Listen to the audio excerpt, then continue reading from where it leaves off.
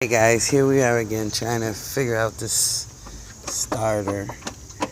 I show you from up top where we had taken it down, putting it back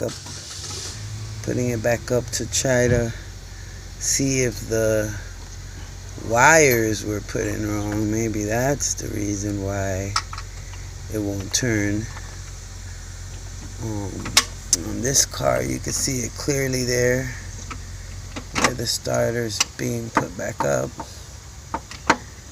It's held by two screws, two nuts, and you gotta make sure that it's put in right with the crankshaft.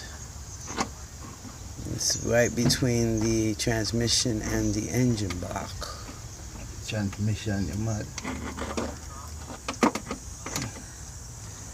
So that's where we stand right now with this starter, which is giving a hard time to put it in, line it up and screw it back in. And that's what we're trying to do, guys. Still won't start.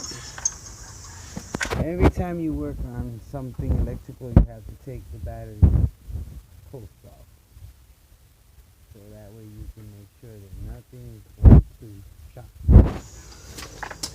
So always want to do that. You want to have the right tools. It's kind of hard when you don't have the right tools for these alternate starters. They have these little nuts, and they're hard to get to. This guy down here, he's a clown. He's just laughing down there. I don't know, maybe some oil got in his head or something.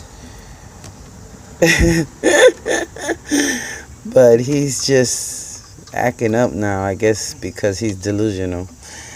So guys, help us please. Tell us what's wrong with this car. Follow us, write to us, and tell us what can we do to get this Chevy Cavalier 2000 cranking.